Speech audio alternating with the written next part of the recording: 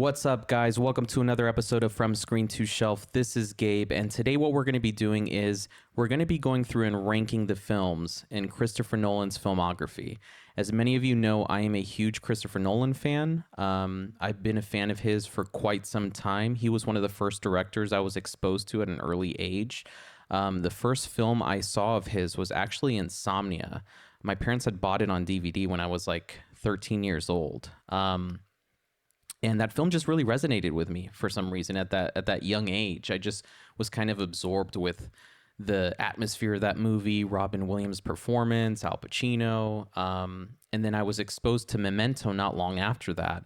And to add more to the mix, I've always been a huge Batman fanatic since I was a kid. So when they were announcing the new reiteration of Batman and announced that Christopher Nolan was directing it, I was super stoked. So he was someone I was exposed to at a very young age, and I've been able to kind of see his career unfold as I've gotten older. So a lot of his films just kind of, I'm very emotionally attached to them. I'm very passionate about them. And I just think he's one of the greatest directors that have come out in quite some time.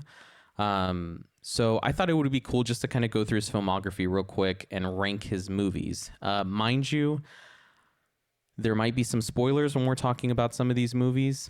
And also be aware that this ranking can change. My perception about these movies change from time to time. I've noticed as I've gotten older, my feelings and attitudes with some of these films kind of change every time I see them. So this is my ranking as of January 2024. I love all of his movies. There's not one that I don't like. But, you know, this is going to be kind of my least favorite to the best one, if I had to kind of rank them personally. And also, I'm going to try to be a little bit, let me rephrase that. I'm going to be as objective as possible. It's kind of hard because I want to critique him as a filmmaker when I'm ranking his films. But at the same time, like I said, I'm emotionally invested in a lot of these movies. So it's going to be a little bit difficult, but I'm going to try to balance that out, kind of critique him as a filmmaker, but also, you know, some of these films I'm just very, very passionate about, and that can influence the rankings as well. So let's get started. My least quote unquote favorite Christopher Nolan film, even though I love this movie, it's going to be The Dark Knight Rises. The Dark Knight Rises, it's the weakest one in the Dark Knight trilogy. I think there's a general consensus about that. But this movie has some gorgeous scenes, man. When Bruce Wayne is climbing out of the pit, I get goosebumps every single time. It's one of my favorite scenes in the entire trilogy. Some of the scenes he has with Alfred in this movie, really intense scenes. It's just, we lose kind of some of the grounded atmosphere that Nolan set up in the previous films with Batman Begins and The Dark Knight. You know, when Bruce Wayne is able to kind of escape from a pit in the Middle East and then, you know, kind of able to sneak back into Gotham City without being detected, it kind of takes away from that grounded reality that Nolan established in the previous film. So I love the movie. Don't get me wrong, it's just kind of the last one in the ranking, but great film. I think, honestly, if we had just gotten this film and we never got Batman Begins or The Dark Knight, and somehow this was kind of the first film in the reiteration of Batman, this one would have been really, really well received. A lot more well received than it was, but I think it had a lot to live up to with Batman Begins and The Dark Knight. Next one we have is The Following. This is the Criterion Blu-ray for The Following. The Following was actually his first kind of independent project that he self-funded. I think it cost him about $10,000. And with The Following, it's interesting because you really see the foundation of him as a filmmaker. You get him shooting on black and white film. You get a non-linear storyline, an ambiguous story where you don't really know where it's going. And then it kind of all comes together and culminates at the end to this cool twist that you don't see coming. Very cool film. If you guys haven't seen it, I highly recommend it. It's worth checking out. I've seen it a few times, and I've always enjoyed watching it. So check out Following if you haven't seen it. Next movie on the list, Tenet. I think there's also a general consensus that this is probably his most quote unquote confusing movie. I was able to get it the first time I saw it, but I went to go see it two more times in cinemas just because, one, I love Christopher Nolan, but two, there's a lot to process with this movie. I think that with Tenet, there's some beautiful cinematography with the IMAX camera work, with some of the inversion scenes where the protagonist is kind of fighting himself. The choreography there, the fight scene is freaking incredible. And just how he's kind of able to intertwine scenes that are kind of moving forward and backwards into one thing. It's really incredible to see, especially that red and blue interview room, or I shouldn't say interview room, where the antagonist, has his wife tied to the chair, and we're kind of seeing it play out backwards, if I remember correctly. But it's a great film. Not the strongest story that he's developed, but I think for what it is, it's a fun plot. It's a fun kind of spy espionage thriller. And then when you throw that unique element of the inversion, it's kind of like a unique take on time travel, right? It's not like you're able to kind of snap into a different point in time. You have to actually reverse and get to that point in time, and also move forward to get back to a specific point in time. So it's a very intriguing concept, and I think he honestly delivered it. I think it's kind of underappreciated, but it's a really fun film. Tenet, if you haven't seen it, check it out. Next film on the list is the first film I ever saw from Christopher Nolan. It's Insomnia. Like I said, guys, I saw this movie when I was about 13 years old. My parents they bought it with like a DVD mailer. It was those old DVD mailers where they would tell you, hey, if you buy like 6 movies, we'll give you 6 for free. And Insomnia was on the list. So Insomnia, it really resonated with me as a kid, and not just because it's kind of this murder noir mystery kind of atmosphere, but the whole notion of someone having issues sleeping, and then not only that, but they're in an environment where the sun is exposed almost 24/7 for that time of the year. It was such a cool concept. And honestly, guys, I think that's probably one of Robin Williams's best performances. It's super underrated. I don't think it's talked about enough. He plays a really, really creepy, very passive, subtle murderer, and I don't see it talked about enough. Interestingly enough, Al Pacino is great as always, and Hilary Swank's in it too, and she does a phenomenal job. So, Insomnia, it also was the first one, I think, or I should say, the only film in his filmography that he didn't write the screenplay for. So he did a fantastic job with the screenplay he was given. And honestly, guys, if you haven't seen Insomnia, check it out. Next one in the ranking, we have Batman Begins. There was so much hype for this one, guys, when it first came out. We were so used to the Tim Burton kind of approach to Batman, the Adam West approach to Batman. Growing up, that's all I was exposed to. And when this movie came out, I think it not only did a lot for Batman, I think it did a lot for the cinema landscape at the time as well, because you look back and films after 2005, they were a lot darker and a lot grittier. And I've read a lot of books, articles kind of attributing it to Batman Begins in an interesting way. It's his take on Batman, making it a lot more grounded and gritty and real. I think that it resonated so much with audiences that people started to kind of apply that to other IPs, and just films they were developing in general. So Batman Begins, I mean, Christian Bale does a phenomenal job as Bruce Wayne. We get the best Alfred we've ever had with Michael Caine being introduced. Liam Neeson as Ra's al Ghul. Freaking incredible cast. It's just a fun movie. I honestly, when I came out of that movie, I was so excited. And like I said, I was a huge Batman fan growing up. And I just remember walking out of that theater. I was so pumped. I wanted to see it again, like that day. I think I went to go see it again the next day, but it's a huge,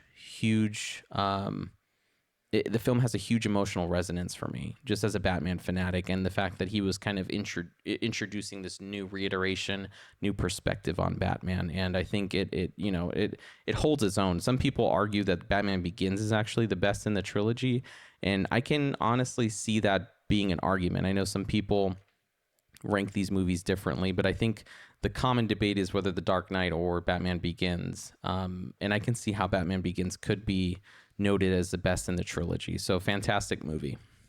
Next one on the list is Interstellar. Um, this one, man, one of the best soundtracks in Nolan's filmography, period. Hans Zimmer just killed it with this kind of gothic it was just so unique. It was kind of this organ music. I got to listen to it again, paired with the spaceship, breaking apart. It's a phenomenal soundtrack. And some of the scenes are just so emotionally intense when you have Matthew McConaughey coming back on the ship, and watching videos of his kids growing up over the span of, I think it was like 10 to 20 years or something like that. I remember seeing that in theaters. I saw it in 70 millimeter IMAX, and it was so quiet during that scene just because of how intense it was. The only thing we literally heard was the movie and the projector going off. Like, it was just emotionally tense in the theater watching that scene. And it's something I'll always remember. And just a fantastic movie. I think he has some great cinematography in there, does some great practical effects work.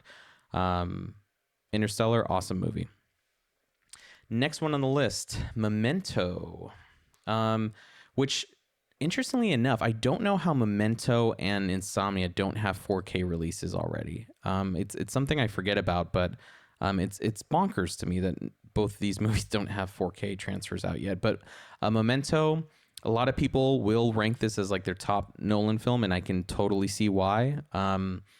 You kind of have the makings of a fantastic director. This is very early on in his career, when you have like the black 35 millimeter with the colored 35 millimeter and the interplay of timelines and how it kind of all coincides in the middle. And when you learn that Guy Pearce's story is actually the insurance guy's story, it's this mind-boggling twist that I had to go watch again. I actually saw it when I was younger, and I didn't quite get it when I first saw it because I think I was like 14 when I saw it. But I got it the second time, and it was just it was fantastic seeing how, a nonlinear story like that played out. And again, I was 14 when I saw it, so I was kind of learning about different narratives, different kinds of films, and Memento really stuck out to me.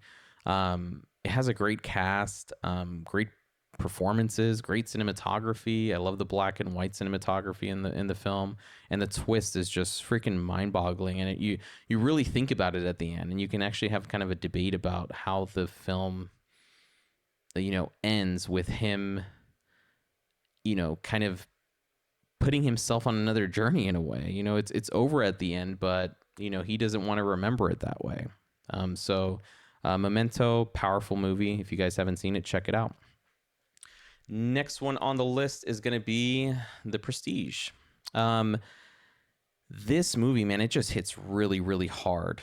I think with The Prestige, what drew me to it so much was I always was interested in kind of illusions and magic and all that stuff, and how performers kind of stick to their acts, so to speak. And this movie really emphasizes this. I know it's based off of a book, but when you get that final twist at the end with Christian Bale's, trick being revealed with his twin, and you kind of reflect on Hugh Jackman's, obsession of learning what this trick was.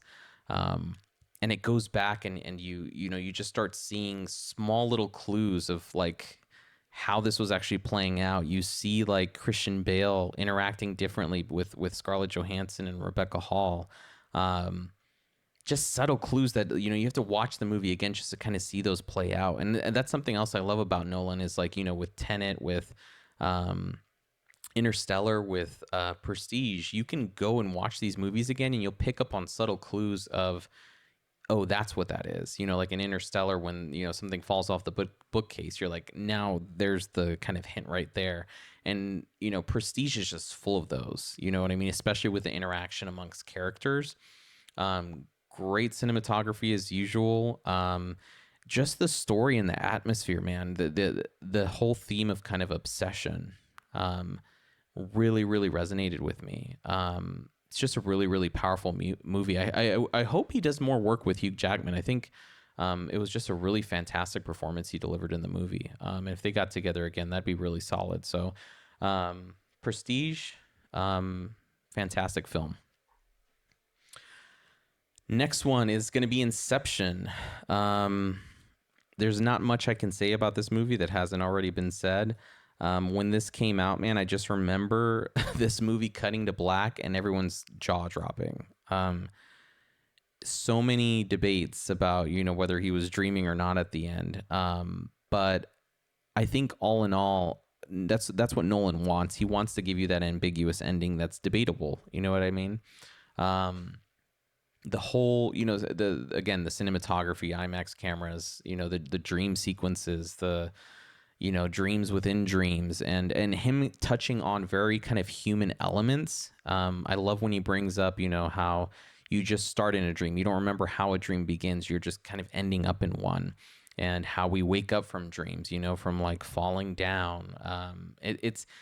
There's a lot of kind of human elements to the movie that I think people resonate with. And then when you bring cop storyline into it, it just makes for a really, really powerful movie. And I love how the film ended. I saw this movie like 3 times when it came out in cinemas. It was just freaking fantastic. I think Michael Caine kind of spoiled it recently. I think he had an interview done where he had mentioned that Chris Nolan told him that whatever scenes he was in, those scenes were reality, so to speak. So technically the end wasn't a dream. But I've seen arguments for both sides, and there's so many clues and subtleties in the movie that can lead you to both sides of the argument. So Inception, just incredible movie. Check it out. The next one, this is actually one of my top 5 favorite films of all time. It's number 3 on the ranking here, but it's because, like I said, I'm trying to kind of balance out my personal, investment with these movies, my emotional resonance with these movies, and balance it out with critiquing Nolan as a filmmaker. So the next one up, which you guys already know, I got the would you like to see a Magic Trick t-shirt on? It's The Dark Knight. This movie, I know I talked about Batman Begins having a lot of hype when it came out, but this movie, when it came out, the hype was unreal. Midnight opening night, IMAX 70 millimeter, people were freaking the hell out. And a lot of the scenes I just still remember clear as day, watching them in the cinema. The scene with Heath, taking one of those Batman impersonators hostage on the news channel. You know what I mean? He's unmasking him, laughing at him, slapping him around. It's a haunting scene, man. And I remember being in the cinema, it was quiet. Like you can hear a pin drop, because his acting was just so intense. And obviously he a lot of people say he carries that movie. I can totally see where people are coming from. It's an incredible performance. It's probably one of the best performances of that decade. But I think, Christian Bale does a fantastic job, and I think he's kind of underrated. I know people kind of make fun of him for that raspy Batman voice in this one, because this is where it got a little bit ridiculous.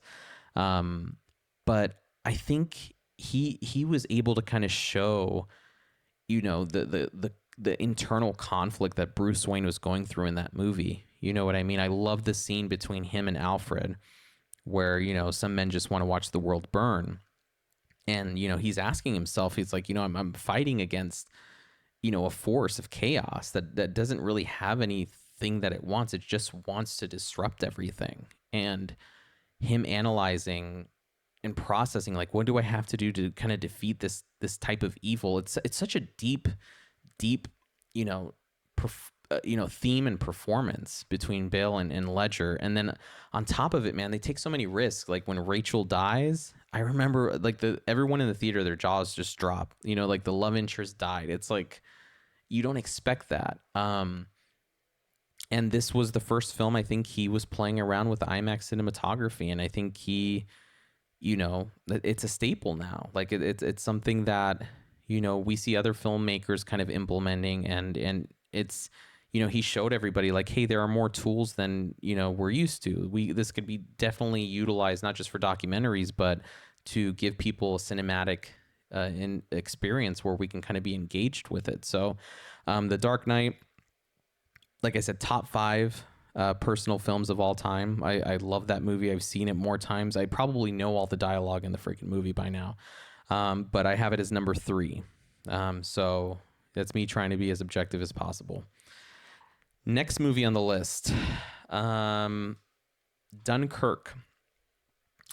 The reason I chose Dunkirk as my number 2 is because I think this is the movie where he really separated himself from being a well-known filmmaker to like a very respected filmmaker. I think this separated him from like The Dark Knight, Inception, kind of like comic book sci-fi films that I think, a lot of directors could have fallen in the trap too of like, this is what I'm going to do for the rest of my career. But I think Dunkirk is the movie that definitely kind of separated him from that. I think he wanted to prove to people like, this is, I don't just do sci-fi and comic book movies. I can do something more. Dunkirk is a masterpiece, man. I mean, there's such little dialogue in the movie, but it's not needed because you can already kind of see what's going on with people's, facial expressions, the situation he puts them in. Mentioning the cinematography again, I think this has some of the best cinematography of his career, where, you have the ship that's sinking and the water's kind of shifting as the frame kind of just stays the same. It's freaking incredible. And then he's putting IMAX cameras on planes to film these dogfight sequences. Like, you don't get that with any other director. And it's such an incredible story of survival, but also, hope. It's based off of a true story, and having, your own kind of fellow brothers and sisters, your fellow citizens coming to help you. I think it's such a powerful movie, man. And he knocked it out of the park. It's probably one of the best war movies I've seen in a long time. So Dunkirk, number 2, incredible film. It was my number 1 until, I think you guys have guessed it already, until this year. My number 1 right now is Oppenheimer. I saw this movie 3 times in cinema. And you guys have heard me say that probably a few times. I actually try to see all of his movies a few times when I come out in cinema. I needed time to kind of process it, because I walked out and I was like, I think this is his magnum opus. I think this is probably the best film he's made. This is his peak. But also I was coming off the excitement of seeing Oppenheimer. But I've seen it a few times over the last few months. It's been about 6 or 7 months since it's been released in theaters, and I think it's his best movie, guys. It's him at his peak. I think it is his magnum opus. I think it's a culmination of everything he's done as a filmmaker until now. You see a lot of the same things, from Following to Memento to now, what I mean? Black and white film, nonlinear story structure, kind of an ambiguous story, even though what's going to happen, right? This is based on, historical events. But at the same time, he's combining all these different elements where it's like biopic, courtroom drama, emotional drama, just like, between the characters. And he combines all these elements in such an incredible way. I don't know how he writes some of these screenplays where he's telling these movies in a nonlinear story structure, but at the end, it comes to this, where everything's gonna, the bow is tied at the end, and it makes you think. And this movie for sure, I mean, it's dealing with a sensitive topic, nuclear weapons, development of the atomic bomb, Manhattan Project. It makes you think about things at the end. You know what I mean? And I think this movie, the way it's shot, the way he wrote it, the way everything comes together, the interplay between Strauss and Oppenheimer, the performances, the fact that this movie, which is mind-blowing to me, has 0 CGI shots, that everything is filmed practically. Like there is not one shot of CGI in this movie. It's all practical effects. Um, this is like a master at work, guys. And this is, like I said, this is a culmination of just everything he's done, everything he's learned as a filmmaker. Um, and I think it's culminated to Oppenheimer. So as of now, January 2024, I do think Oppenheimer is his best film that he has released. Um, yeah, man, I'm excited to see. I actually just saw yesterday it was nominated for like 13 Academy Awards. So hopefully Nolan finally gets his, you know, best director, best film, best adapted screenplay award, because I think he deserves it, man. This is an incredible movie. So Oppenheimer is my number one. And that's it. It was super hard ranking these films. I was shuffling them back and forth. It took a while to get to a ranking I was comfortable with, but I think this is a ranking I'm comfortable with for now. Let me know what you guys think about it. Let me know if you agree or disagree. Let me know what your ranking of Christopher Nolan's films would be. I think the cool part about him as a director, too, is that his films give such a varied emotional response to people. And it's cool just seeing how all these films resonate with different people. So leave a comment down below. Let me know what you think of my ranking. Feel free to rank your own kind of ranking of Christopher Nolan. Like, subscribe if you guys haven't already and you've been watching these videos. We appreciate all of your guys' support. All of you guys have been incredible and amazing, and we appreciate you guys telling us that you look forward to our content. It's been a crazy past few months, but honestly, we just like talking movies, and we just like talking movies with you guys. So this has been an awesome last few months for us. So we appreciate all the support you guys have given us over the past few months. So like, subscribe, comment down below, and we will check you guys out in the next video. Have a good one, guys.